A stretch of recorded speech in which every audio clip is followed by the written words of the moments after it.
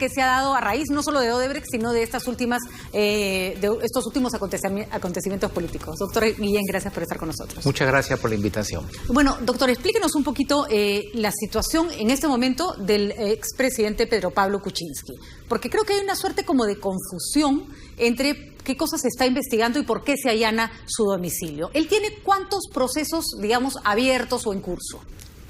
De lo que recuerdo, él tiene por lo menos 4 investigaciones abiertas. ¿De acuerdo? El allanamiento de su casa y el impedimento de salida del país, entiendo, es por las empresas Westfield y First Capital, en relación a esos pagos que llegaron y los depósitos que hizo la empresa Odebrecht en esas empresas, una de ellas de su propiedad.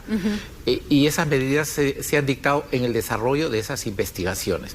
En relación a las negociaciones, a los pagos del congresista Mamani para que cambie su voto o para que vote en determinado sentido, esa investigación todavía no se ha iniciado contra Pedro Pablo Kuczynski, contra el expresidente, en razón que por esos hechos tiene el beneficio del antejuicio constitucional a que se refieren los artículos 99 y 100 de la Constitución. Por haber sido delitos comprendidos durante su función como presidente de la República. Exactamente, o sea, tiene 5 años. Ahí, entonces, lo que corresponde es que el Congreso le inicie el procedimiento establecido por los artículos 99 y 100 de la Constitución, el procedimiento de antejuicio, denuncia constitucional, se le levanta la inmunidad y, en consecuencia, la Fiscalía estaría habilitada también para investigarlo por estos últimos hechos. Sobre las decisiones que tomó cuando ya fuera ministro de Economía o jefe de Proinversión durante el gobierno de Toledo, ¿podría aplicarse prescripción? Que esa es otra cosa por la que Pedro Pablo Kuczynski tiene que responder, ¿no es cierto? Otro ámbito de consulta. Claro, hay que analizarlo detalladamente, la fecha de los hechos, los acontecimientos.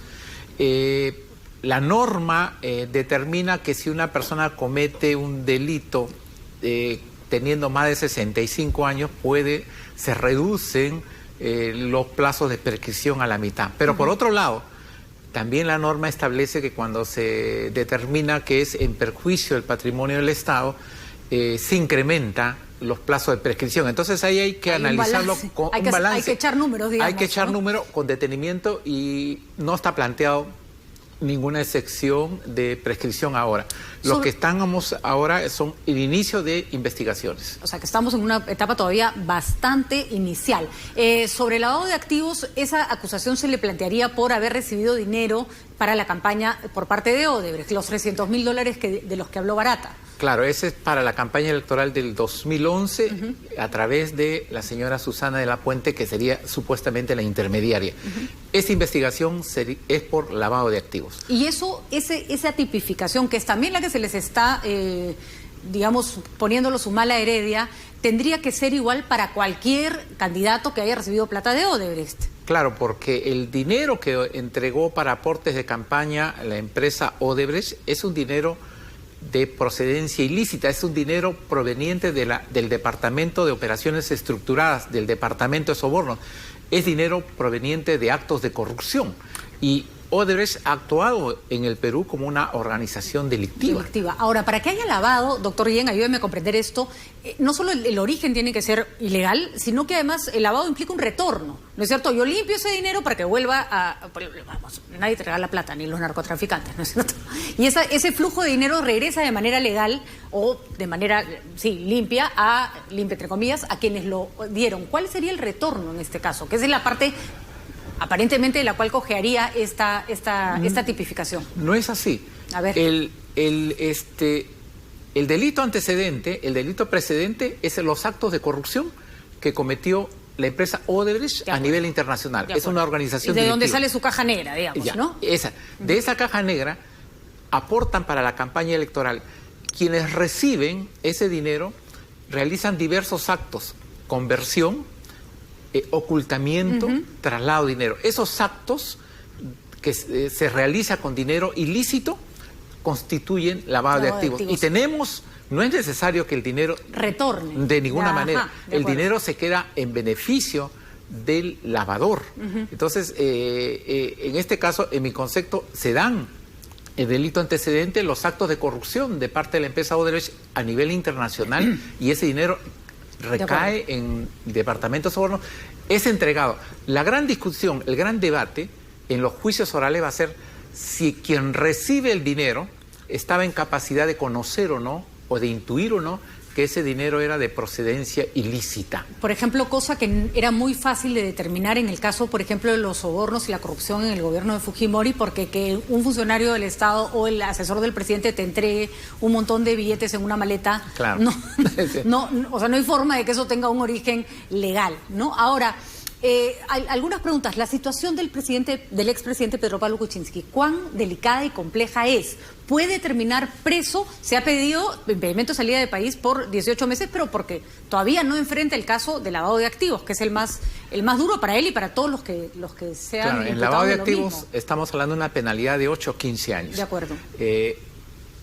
Yo no soy partidario de que se dicte por dictar prisión preventiva. Tiene que haber suficientes elementos de convicción, pero sobre todo tiene que haber peligro de evasión o de perturbación de la prueba. Tiene que haber un peligro de fuga. Solamente en cuanto al peligro procesal, estoy de acuerdo que se pueda dictar un mandato de prisión preventiva, como ha ocurrido con el señor Ollantumala. A él se le atribuía haber comprado testigos en otra investigación. Y qué mayor conducta más grave que esa no existe. En consecuencia, en mi concepto, sí estuvo bien dictada. Ya había un antecedente que podía indicar que la persona iba a interferir en la justicia. Exactamente. La señora Naín no necesariamente. Tal vez a los dos, ponerles efectiva a los dos era un exceso, ¿no? En el caso del señor Ollantumala sí lo tengo mucho más claro, ¿no? Por su conducta anterior, en otro proceso, en la compra de testigos, en el caso Madre Mía. De acuerdo.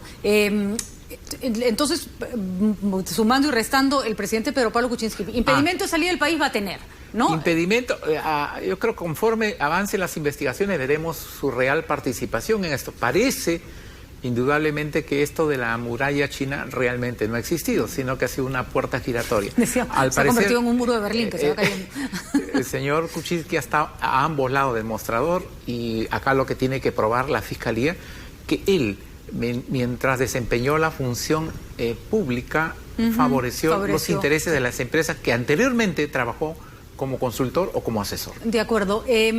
¿Es un exceso el allanamiento de las dos casas de Pedro Pablo Kuczynski en este momento de la investigación? No que no sea un procedimiento válido, pero no es, hay quienes han dicho es como prematuro, ¿no? O sea, el señor deja la presidencia y al día siguiente se meten a sus dos casas. No, tiene que ser de inmediato. Tiene que ser de inmediato. Porque los elementos de convicción, las pruebas pueden desaparecer, pueden ser destruidas, pueden ser mutiladas y en consecuencia la Fiscalía tiene que reaccionar. Si tiene información la Fiscalía que complementar, que recabar, Pedro Pablo Kuczynski tiene una actividad financiera muy intensa en diversas empresas a nivel mundial. En consecuencia, la Fiscalía consideraba necesario recabar toda esa información.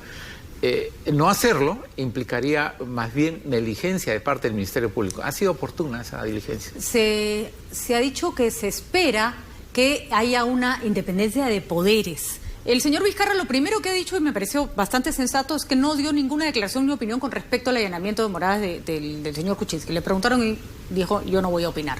¿Está garantizada la independencia? ¿La Fiscalía puede trabajar con libertad en este contexto que es difícil? Estamos hablando de expresidentes, de personas que han ocupado cargos muy importantes en nuestro país. Yo anhelo que la Fiscalía actúe siempre con independencia, con autonomía. Hay agrupaciones que causan intimidación, obviamente, y los fiscales son seres humanos que obviamente sienten, entiendo yo, pueden tener cierto temor de hacer algunas intervenciones, pero... ¿Quién infunde miedo? ¿Alan García? ¿Quién es el que asusta a los fiscales? No, yo hablo como organización política. El APRA obviamente tiene una presencia muy fuerte en el sistema judicial, no de ahora, sino de toda la vida, ¿no? Eso no lo podemos negar. Eso no lo podemos negar. Entonces, alguien decía que incluso no necesitas ser filoaprista o aprista, sino que basta que hagas algo en contra del APRA como para que te crees problemas dentro de la institución, ¿no? Claro. Bueno, ahí eso es verdad. Es muy difícil tener algún tipo de actividad. Bueno, lo importante es que yo creo que existe... hay algo que no nos quiere decir, pero ya, le leemos entre líneas. Es complicado, o sea... Yo entiendo la independencia del doctor Sánchez, es un fiscal independiente, sí, y espero que los fiscales den su máximo esfuerzo, ¿no? Y trabajen de manera esmerada y sin distingos, a todos se le debe aplicar la ley por igual. ¿Y usted le parece que en eso se está trabajando sin distingos? Alguienes dicen, bueno, Susana Villarán tiene mucho más indicios y pruebas de su vínculo con Odebrecht y todavía no vemos nada. Bueno, está con impedimento de salida del país, es verdad, ¿no? Esa pregunta es fundamental. ¿Sabe por qué es este problema? Porque acá se han parcelado las investigaciones. Hay fiscales que investigan al señor García, otros están... Todo esto debió estar centralizado en un solo gran equipo, como en Brasil. En Brasil hay el gran equipo especial que investiga, está conformado por más de 100 procuradores que conocen de todos los actos de corrupción de todas las empresas brasileñas. Claro. Acá lo han atomizado como si no tuvieran relación. Lo han atomizado y yo no sé, por ejemplo, qué fiscal investiga al señor García, qué fiscal investiga a la señora Villarán y ante quién responden. Entonces, eso genera que la información esté dispersa. Es por eso que cuando Barata estuvo dispuesto a declarar y dio bastante información sobre aportes de campaña, lavado de activos, ahí debió estar el fiscal Hamilton Castro para preguntar sobre corrupción y lamentablemente no estuvo. Ahora, si analizamos las medidas que ha tomado Fiscalía hasta el momento, podemos decir que con el que se tiene más claro el caso, más pruebas, más es Toledo, ¿no? Con Toledo se ha cerrado el círculo. Porque esa fue una muy buena estrategia de la Fiscalía. De acuerdo. El señor Mayman ya había expresado su decisión de no acogerse a la colaboración eficaz, revirtió esa decisión, los fiscales lo convencieron y ha aportado no solamente información, sino ha entregado sobre todo documentos. O sea, a Toledo que falta más que nada traerlo para poder procesarlo. Digamos que el segundo en acercamiento, curiosamente, pareciera que es Pedro Pablo Kuczynski, porque es sobre el que se están tomando medidas inmediatas también, ¿no? También Ollantumala. Ollantumala ya concluyeron las pericias, las auditorías, hay desbalance patrimonial. Hay testimonios de Odebrecht, de Barata. Hay las pruebas de las agendas. Ese sería el segundo caso más documentado. Bastante más sólido. Veremos. Luego tenemos PPK y todavía el otro está en la nebulosa, ¿no? Keiko, hay muy poquito lo que se sabe. Keiko recién está empezando, pero está empezando bien. El fiscal José Domingo Pérez tiene una teoría del caso y él está diseñando, se nota que toda su estrategia va dirigida a cumplir los objetivos de su teoría. La doble contabilidad, los documentos, está probando él... La poca transparencia con respecto a determinados... O sea, sí, uno puede colaborar con una fiesta, pero tanta plata en una fiesta no parece creíble. Ahora, a Kenji se le ha citado como testigo para el caso justamente de los aportes de campaña y Kenji dice que él está dispuesto a ser testigo protegido. A ver, doctor Guillén, explíquenos qué es eso, porque eso no es un colaborador eficaz, tenemos entendido. Pero es curioso que el señor Kenji Fujimori, que afirma que conoce de hechos que ocurrieron en el 2010-2011, recién hoy día recobre la memoria y esté dispuesto a brindar información. Bueno, es curioso. Lo que pasa es que puede hacer un trato para cantar en el caso de Odebrecht y no ser acusado en el caso de la compra de congresistas. Bajo ningún punto de vista. Lo del delito que se ha cometido, que hemos visto todo en estos videos, es bastante contundente contra él. Acá lo que se ha visto no es del nivel de los Vladivideos de Montesinos, pero se acerca mucho. Sí, claro. Es compra de una función de congresista que cambie su voto. Es muy parecido a los tránsfugas y es tan grave que determinó la renuncia del señor Pedro Pablo Kuczynski. O sea, y va a determinar el desafuero de Kenji y de los otros congresistas involucrados sin ninguna duda. Inevitablemente. Y ahí la Fiscalía se equivocó porque debió plantear de inmediato un proceso por flagrancia, por delito flagrante. Y solicitar de inmediato el desafuero de los congresistas. No lo hicieron. Y ha preferido un procedimiento más largo y sujeto a la voluntad y la negociación del Congreso. Y eso es lo que está ocurriendo. Y entonces cuando Kenji dice quiero ser testigo protegido en el caso, que eso es lo que ha anunciado, porque dice que tiene información que va a hundir a su hermana y que va a demostrar quiénes son los verdaderos corruptos, ¿eso no lo beneficia en absoluto con respecto a los cargos que tiene que enfrentar? En lo absoluto. Lo que él estará diciendo seguramente es que él se va a acoger a una figura, algo así como una confesión sincera, va a decir toda la verdad. Pero él fue miembro del Comité Ejecutivo Nacional, él formó parte de la dirección del partido Fuerza 2011. En consecuencia, si él conoce, en todo caso él debió informar de inmediato, no ahora. Y lo hace dosificando la información y pretendiendo con eso entablar una negociación Ahora, con su hermana, pero eso ya no está en manos de ellos dos. Esto ya está en manos de la justicia. Interesante porque hemos entrado, doctor Guillén, y con eso ya me gustaría ir cerrando, la entrevista está sumamente interesante e ilustrativa, porque estamos todos mareados con estos asuntos, pero hemos entrado a una especie de chantaje de unos a otros. Kenji dice, yo tengo información de mi hermana, ¿no es cierto?, que la va a hundir. El señor Mamani dice, yo tengo un video de PPK. Eso puede decirse así tan alegremente como diciendo, tengo escondido un par de zapatos nuevos. Me imagino que si alguien tiene una información de esa naturaleza, está obligado a entregarla. Eso es inaceptable. Mire usted el nivel de corrupción en la cual vivimos, en este lodazal, que un señor congresista se permita decir que tiene un video y no le da la gana de entregarlo. Sí, claro. Ha sido requerido. Además, poniendo condiciones, ¿no? Poniendo condiciones, que primero hable él. Uh-huh. O sea, estamos en un caos absoluto.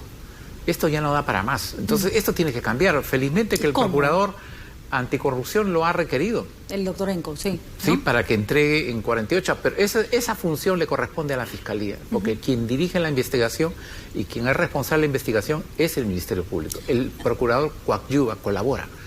Pero el señor congresista Mamani está obligado a entregar toda la información que tiene. No puede estar dosificando y entregando videos de acuerdo a la situación política. Y es lo que le pasa a Kenji. Kenji ya dijo que tiene pruebas en contra de cómo se manejó el dinero en la campaña de su hermana. Ya dijo, pues y ahora lo tendrá que cantar, ¿no? Es una estrategia para desviar la atención, porque acá el hecho central es la contundencia de los videos. Es un hecho extremadamente grave donde se ve un grupo de congresistas.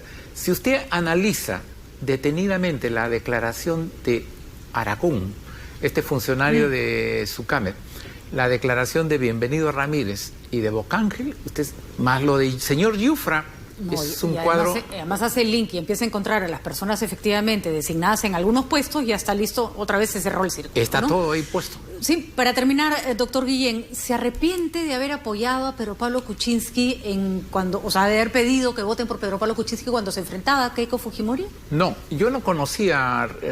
En la política es el arte del engaño. Te muestran un producto muy bien envuelto.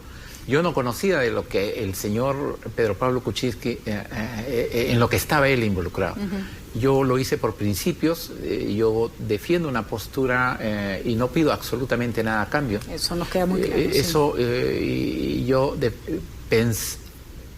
haciendo una evaluación, consideré que era una posición dentro de una línea anticorrupción. Y que lo otro ya era la seguridad de cómo ellos habían actuado. En consecuencia, yo opté por eso, pero al igual como hice con el señor Ollantumala, yo ante una situación determinada, yo de inmediato salí a denunciar.